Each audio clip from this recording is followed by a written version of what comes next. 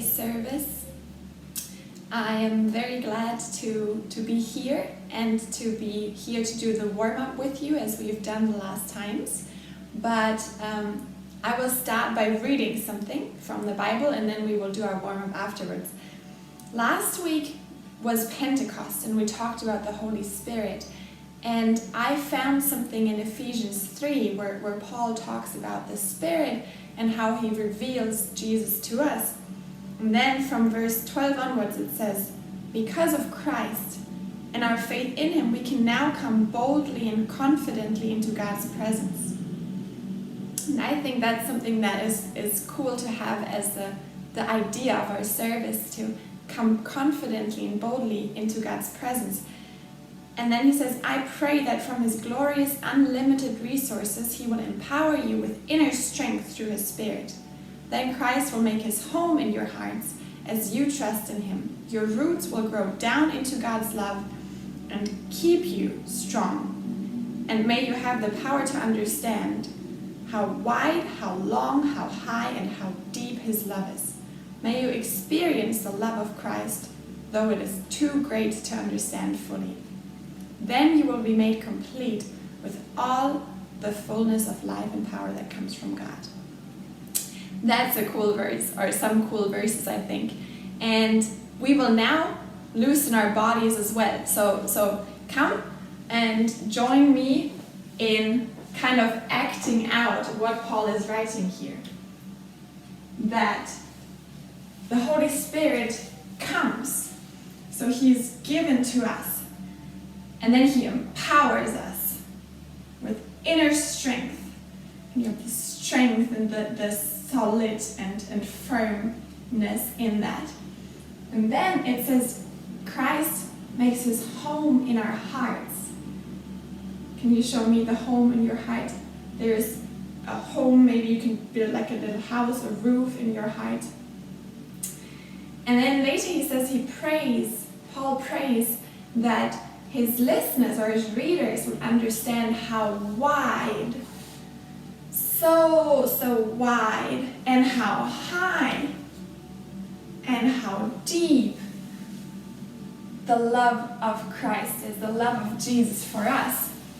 And he says also that through that, even though it's too much to understand, but through that we will be made complete. Can you do a little spin all around? We understand his love all around us and in us. Then we will be made more and more complete in him. Before we move into a time of singing our worship to God, if you've got paper and pens with you there, then just take a few moments to write or draw some of the things that you're thankful to God for. Let's take a moment to do that now.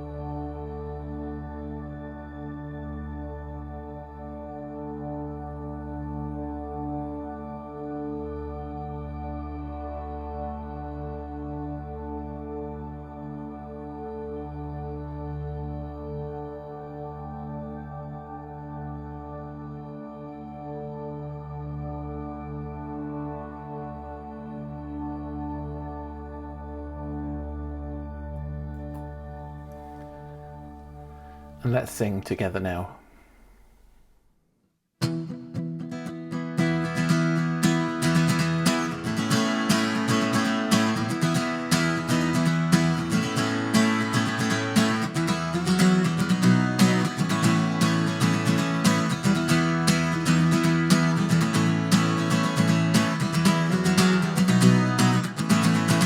sinu ette tulen ma, et sind Jeesus tänada kõige eest, mis oled andnud mulle sa.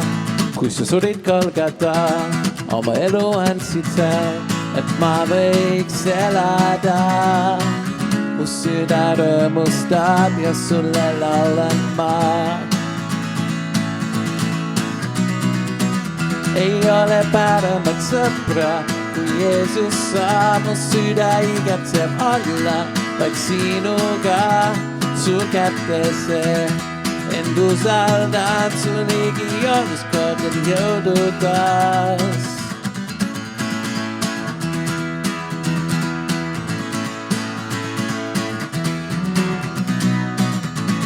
Sinu ette tulen ma, et Jeesus tänada, kui eest, mis oled andnud mulle sa. Kui sa surid Golgata, oma elu andsid seal, et ma võiks elada. Mu süda rõõmustab ja sulle laulan ma. Ei ole paremat sõpra, kui Jeesus sa. Mu süda igatseb olla vaid sinuga, su kätesse. End usaldan su ligi, olles kogen jõudu taas.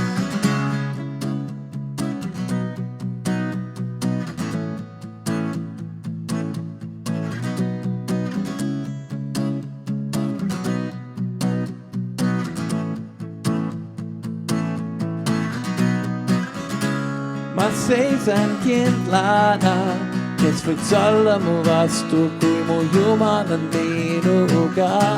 Ma seisan kindlana, kes võiks olla mu vastu, kui mu Jumal on minuga.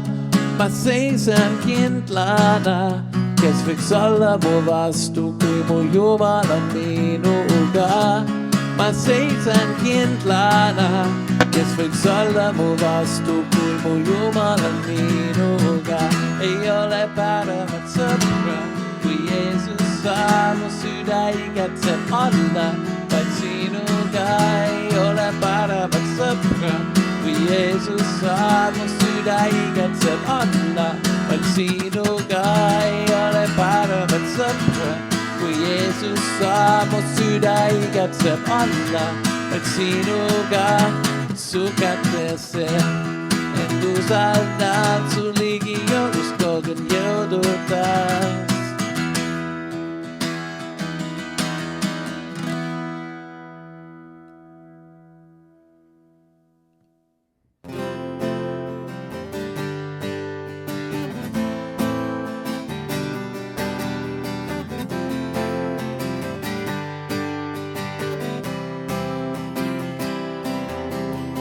Wonderful, so wonderful is your unfailing love.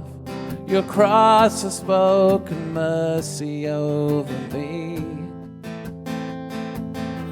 No eye has seen, no ear has heard, no heart could fully know how glorious, how beautiful you are. Beautiful one, I love you, beautiful one, I adore, beautiful one, my soul must sing. Powerful, so powerful, your glory fills the skies, your mighty works displayed for all to see. The beauty of your majesty awakes my heart to sing. How marvelous, how wonderful you are. Beautiful one, I love you, beautiful one, I adore, beautiful one, my soul must sing. Beautiful one, I love you, beautiful one, I adore, beautiful one, my soul must sing. You've opened my eyes to your wonders anew. You captured my heart with this love, because nothing on earth is as beautiful as you. You've opened my eyes to your wonders anew. You've captured my heart with this love, because nothing on earth is as beautiful as you. Beautiful one, I love you, beautiful one, I adore, beautiful one, my soul must sing, my soul, my soul, my soul must sing, my soul, my soul must sing, my soul, my soul must sing, beautiful one. My soul must sing. My soul must sing. My soul must sing. Beautiful one, beautiful one. I love you, beautiful one. I adore, beautiful one. My soul must sing. Jesus of Nazareth was a master teacher, and some of his most well-known teachings are told in short stories called parables. Yeah, like the kingdom of heaven is like a merchant who was looking for pearls. And when he found the ultimate pearl, he sold everything so that he could buy it. Must have been some pretty amazing pearl. Or the kingdom of God is like a tiny mustard seed that a farmer planted in his garden. It grew and became a huge tree, and birds came to perch in its branches. And that's a beautiful image, but what does it mean? Exactly. Jesus didn't tell parables to make everything clear. Rather, he wanted to provoke the imagination and invite people to see what God is doing in the world from a new perspective. So let's talk about how to read the parables of Jesus. Now, there's many great teachers that throughout history have used stories to teach students about morality, religion, philosophy. But Jesus didn't use his parables to teach abstract religious or moral ideals. He said that his parables were about himself and his mission. His mission, which was to announce that the kingdom of God was arriving on earth as it is in heaven. Right. So in Jesus' day, the Israelites were ruled by the Roman Empire. But their scriptures promised that one day their God would come to rule his people as king. And so many Israelites wanted to revolt against Rome and fight for their freedom. And this is what some people thought of as the kingdom of God. Exactly. But Jesus was a poor, traveling prophet, healing the sick, inviting people to follow him. And he said that this was the arrival of God's kingdom. And that didn't fit people's expectations. Right. And so Jesus used some parables to help people imagine that his small movement was the arrival of God's kingdom. Oh yeah, like the parable that the kingdom of God is yeast hidden in a lump of dough. And you might not see its influence, but it's gonna change everything. Jesus also told parables about the upside-down values of God's kingdom, about how the least important people in the world are actually the most important people to God, especially those who are poor and of low status. Yeah, like the parable about the business owner who hired workers throughout the day, in the morning, later in the day, and even towards the end of the day. And when it was time to pay everyone, he paid them all the same wage. Right, Jesus is showing how money and status are irrelevant to God, who offers his generous mercy to everybody. Now, not all of the parables have happy endings. Some are really intense. Yes, Jesus stood in the tradition of Israel's prophets, who also told parables to criticize Israel's leaders because they mistook their kingdom for God's. So Jesus warned the leaders of his day. If they don't accept his offer of God's kingdom, they're headed for destruction. Yeah, like the parable of the landowner who built a wonderful vineyard, and he expects it to produce fruit. Yes, Jesus gets this parable from the prophet Isaiah, but then he adapts it. Right, and so the landowner appoints managers to take care of this vineyard. And at harvest, he sends servants to collect the fruit. But those managers kill the servants. And so the landowner sends his own son to confront the managers, and they kill him too. And so Jesus asked the people around him, what do you all think this landowner should do? Oh, he's gonna punish those managers and hire new ones. Jesus knew that if Israel kept on their current path, they would be destroyed by Rome. And so in parables like this, he's forcing people to make a decision about his offer of God's kingdom. Are people going to reject him, ignore him, or trust and follow him? Now, if this message of God's kingdom is so important, why cloak it in parables? Why not be more clear? Well, through riddles and parables, Jesus could make really bold claims that revealed truth to people who were open-minded. For those who have ears to hear, they could ponder it and go deeper. But the parables would also conceal his message from those who were against him so that he could buy more time. Buy time for what? Well, Jesus was preparing his closest followers for the greatest surprise yet.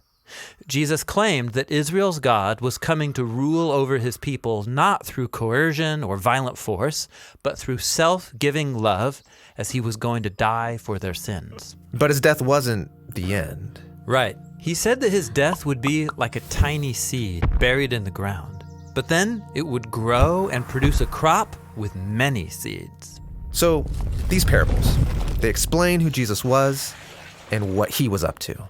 And the gospel authors have preserved these parables so that now every generation of Jesus' followers can read and ponder them. And imagine how God's kingdom is still at work even today. Right. These ancient parables are still full of new surprises and challenges. They're like a storehouse packed with treasures, some that are new, some that are old, and it's all just waiting to be discovered.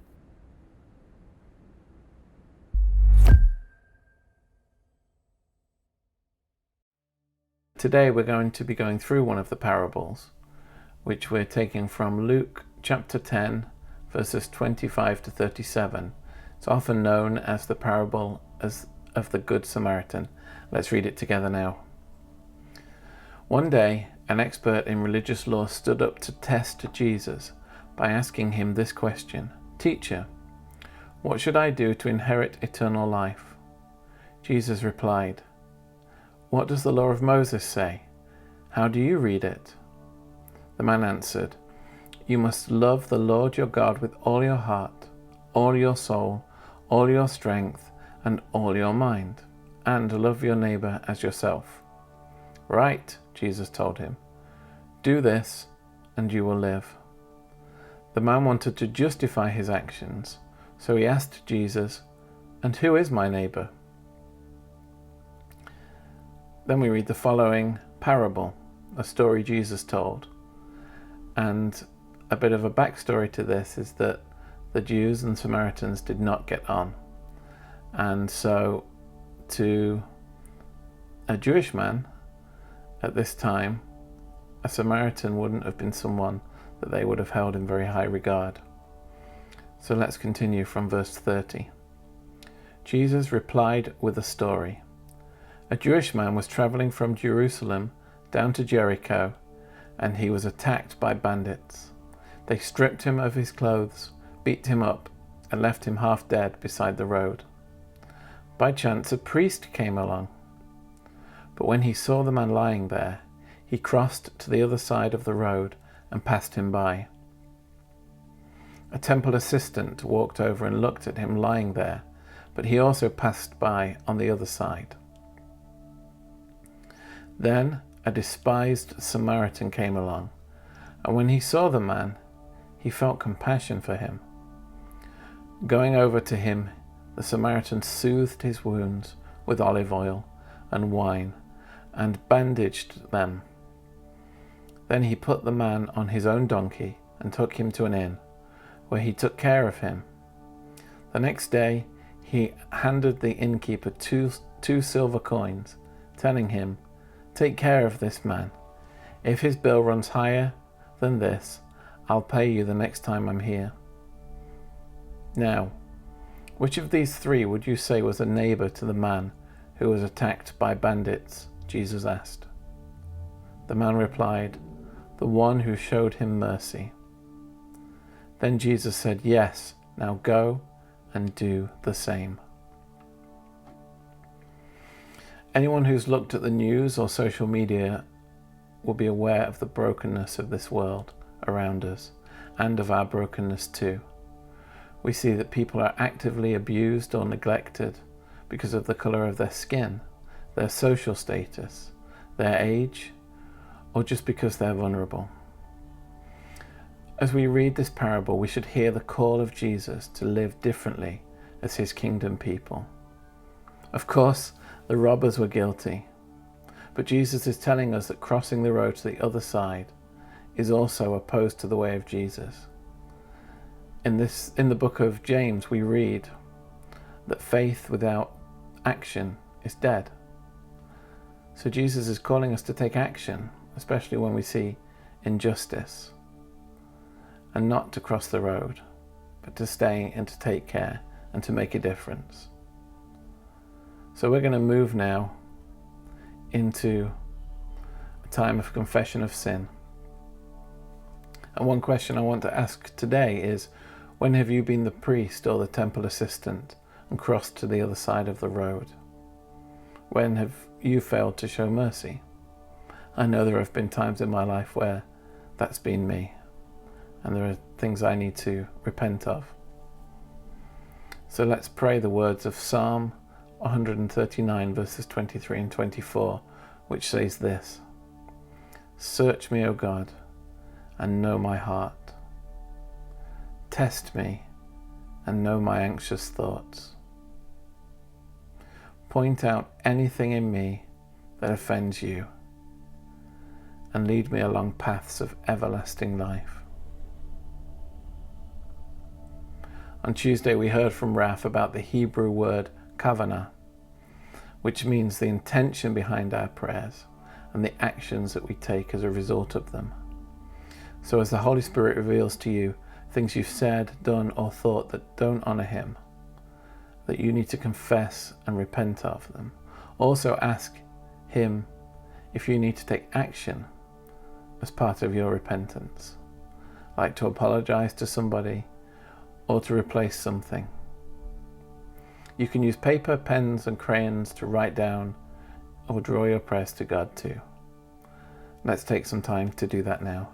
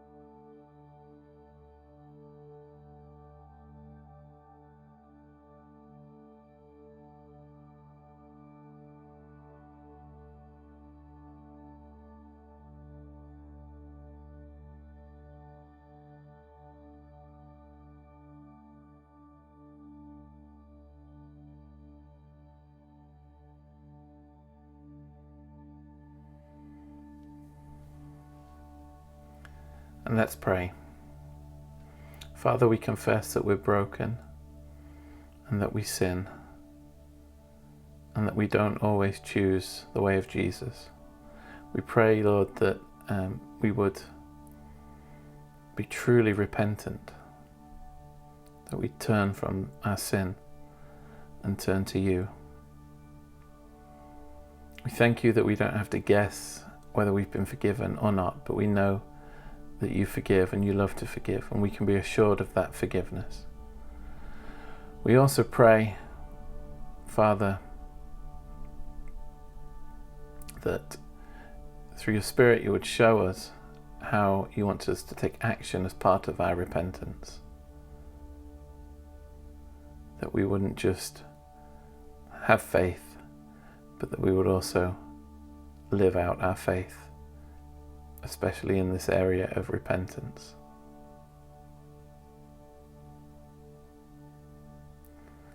Amen. There are times when the need to lament is much more obvious than others, We need moments of being able to express our pain and sorrow to God. We read in the Bible verses such as Psalm 69 verse 29, where the psalmist says, "I am suffering and in pain. Rescue me, O God, by your saving power." It's okay to be honest with God about the struggles we have and about the pain and suffering that we experience.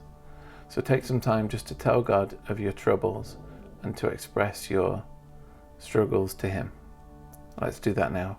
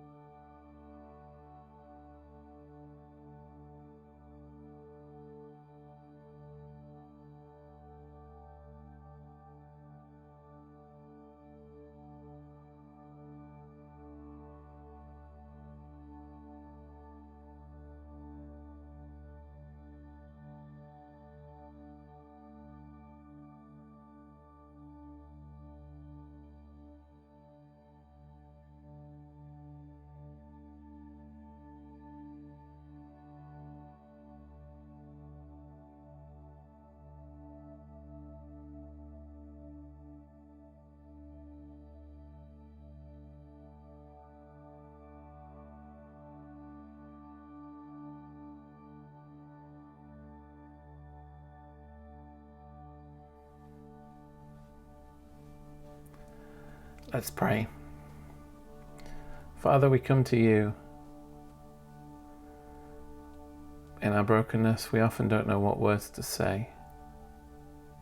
It can be difficult to express our pain to you.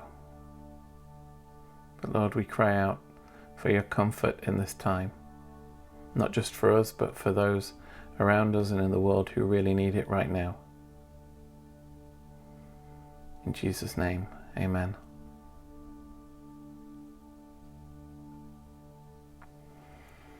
We're going to take some time now for petition prayer. Let's read John 14:12-14.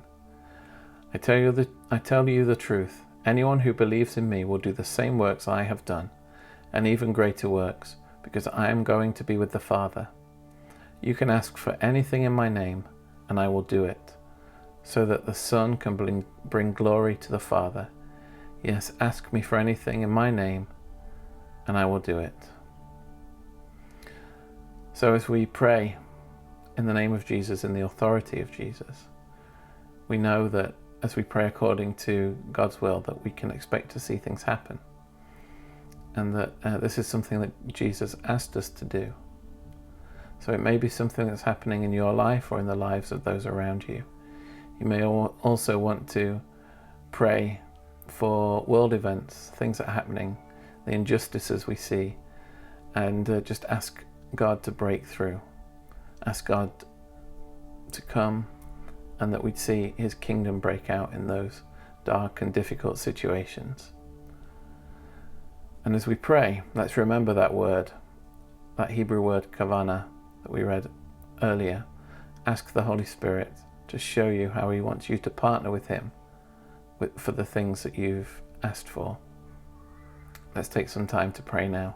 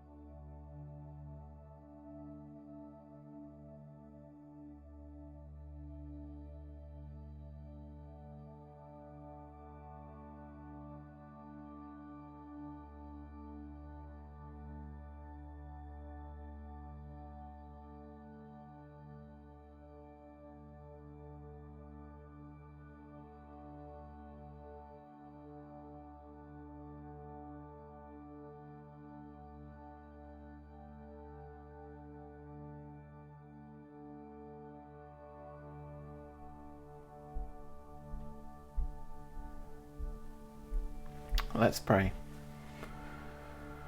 We thank you, Father, for the things that we've submitted to you, our requests. Lord, we pray especially at this time for your peace and your justice in this world. We pray, Holy Spirit, come. Amen. And let's finish with a time of worship.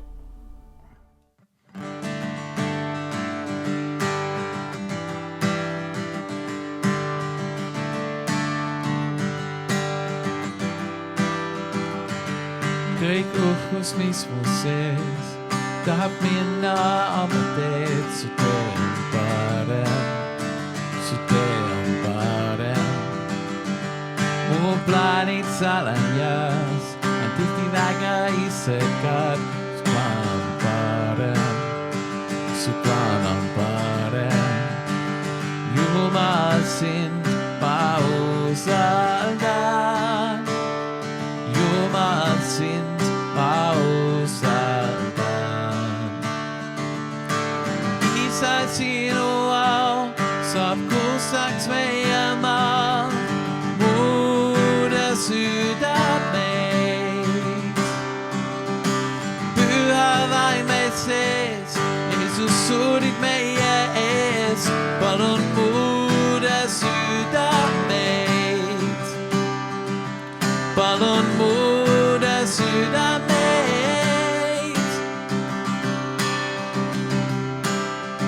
Su tee on parem, su tee on parem, su plaan on parem, su plaan on parem. Su tee on parem, su tee on parem. Jumal, sind ma usaldan, Jumal, sind ma usaldan. Isa, sinu au saab kusaks meie maa, muuda südameid. Püha vaim meid sees, Jeesus surid meie ees, palun muuda südameid.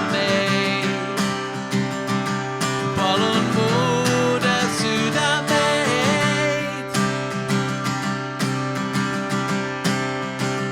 Jumal, sind ma usaldan,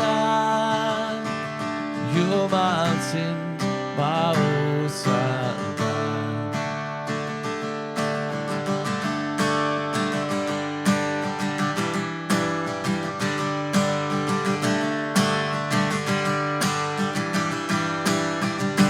Jeesus, sind ma usaldan,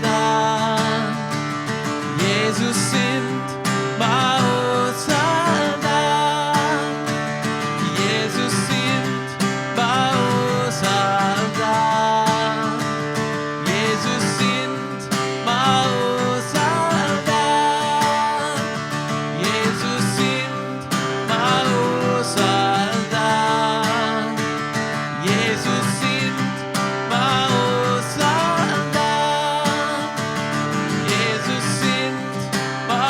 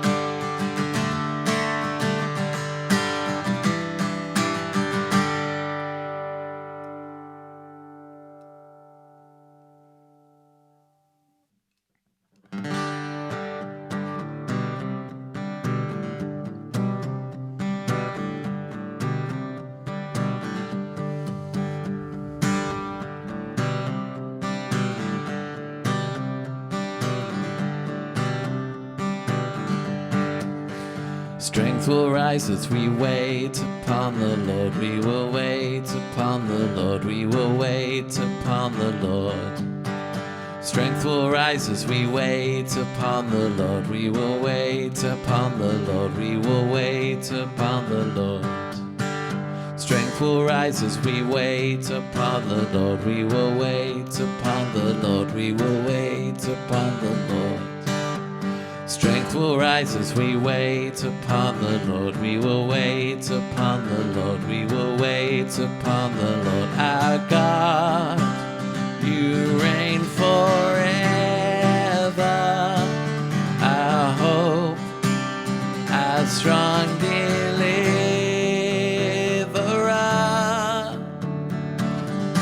You are the everlasting God.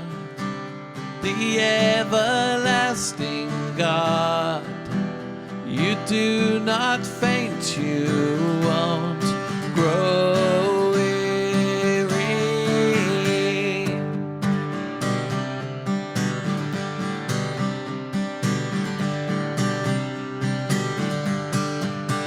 Strength will rise as we wait upon the Lord. We will wait upon the Lord. We will wait upon the Lord. Strength will rise as we wait upon the Lord. We will wait upon the Lord. We will wait upon the Lord. Our God, you reign forever. Our hope, our strong deliverer.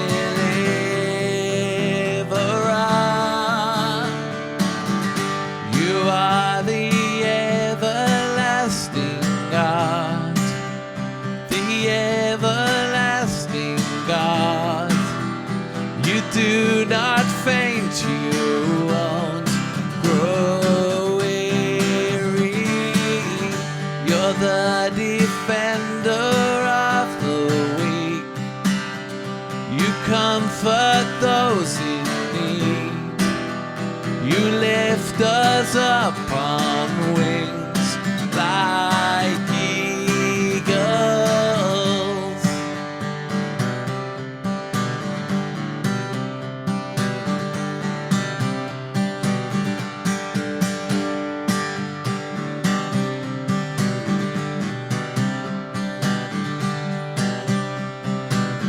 Our God, you reign forever.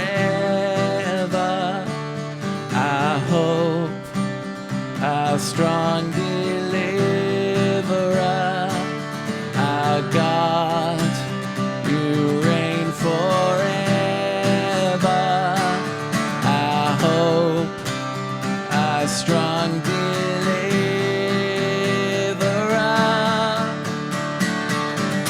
You are the everlasting God. The everlasting God. You do not faint, you won't grow weary. You're the defender of the weak. You comfort those in need. You lift us up on wings like eagles.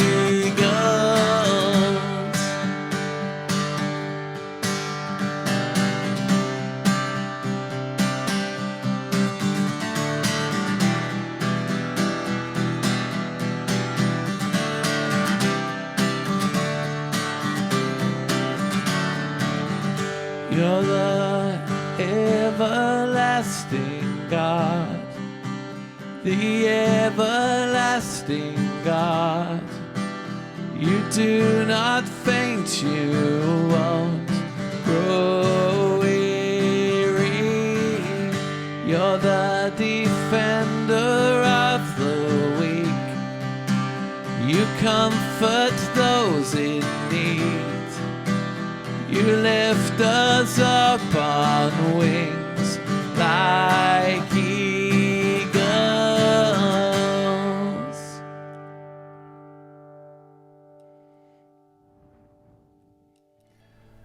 Thanks so much for joining us for our service today. I hope it's been a blessing to you. If you're not a follower of Jesus today, then I believe that he's calling you to turn to him, to follow him. And if you've decided to do that, or you'd like to know more, please get in touch with us via our website, through a Facebook message, or in the comments of this video. We'd love to support you on that journey with Jesus. Be blessed this week.